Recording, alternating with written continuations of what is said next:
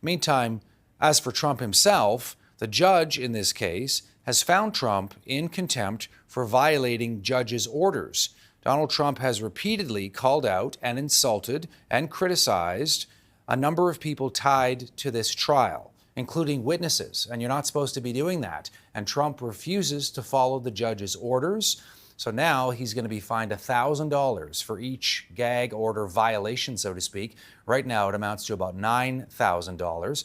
Trump also has to take some stuff down from his social media accounts and his campaign website as well. And obviously, there's the possibility if he continues to target some of the witnesses and those involved in this trial, he may well face more fines to come. $9,000 is not a lot of money for somebody like Donald Trump, but it does begin to send a message. Steve Farnsworth is with the University of Mary Washington, political science professor, commentator. All right, let me start with Donald Trump in contempt for violating the judge's orders not to insult people. Your thoughts on whether it'll make any difference?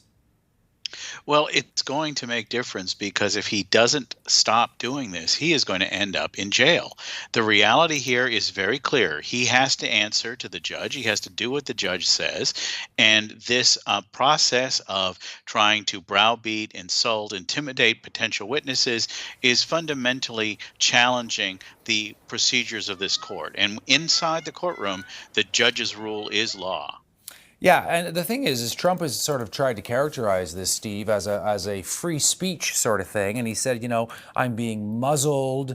I mean, even the term gag order you might disagree with because it sounds like he's being gagged. It's just that they're basically saying, look, you can't insult witnesses. You can't call people, liars and cheats and, and all this kind of stuff. You need to respect the justice system.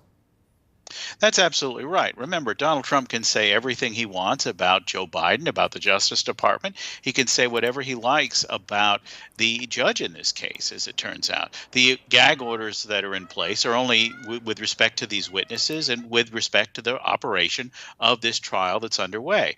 Remember, we're only in this situation because Donald Trump made sure that these processes of collecting the information for these trials took as long as possible. If he had wanted to have this case adjudicated much earlier, it could have been done long before now. And so the reality is that the other cases may very well not happen before the election. So Donald Trump has won a lot of delays along the way, but now the campaign and the trial are happening at the same time. All right, how about the former lawyer of Karen McDougal, that Playboy model taking the stand? This is the guy that was trying to negotiate deals for her and Stormy Daniels, the porn star, trying to shop their stories around to different media.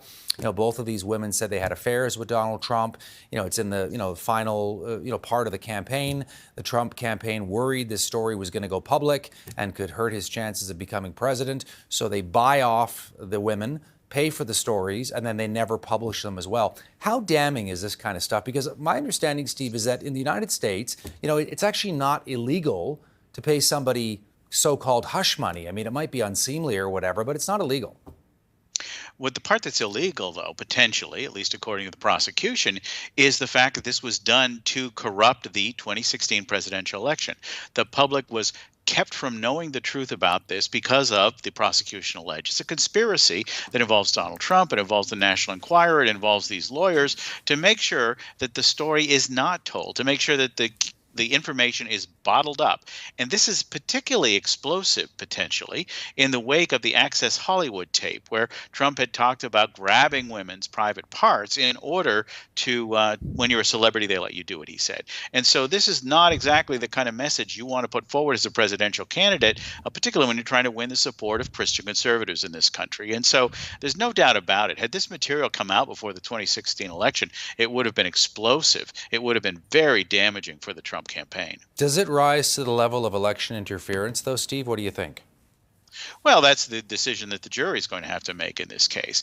But there is no doubt about the fact, based on what we've seen so far, that the evidence against Donald Trump is very, very compelling. It's not just a discredited lawyer, Michael Cohen. It's not just one person who's alleging Donald Trump not only had an affair but was covering it up. There are two of these women who are involved in this, and so it's going to be much harder for the defense to make the case that Donald Trump didn't have anything to do with both of these cases, particularly when there are documentary records and other things coming forward to strengthen the case that might be weakened by the fact that at least one of the key players, the former lawyer for the former president, was faced with questions of his own honesty and served time for misconduct.